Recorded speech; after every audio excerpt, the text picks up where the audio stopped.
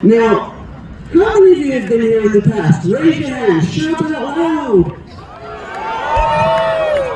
Welcome back everybody, so great to see everybody once again. And we've had this bird, so you may have seen him. We've had him since he was 2 months old.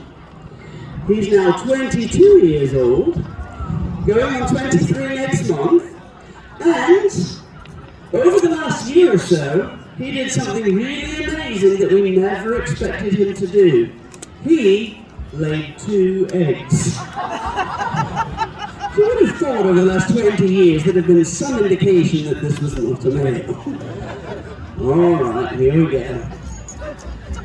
Here.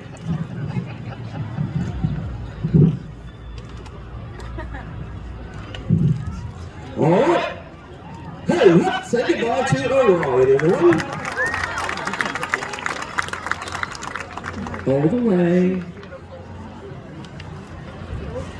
Call it.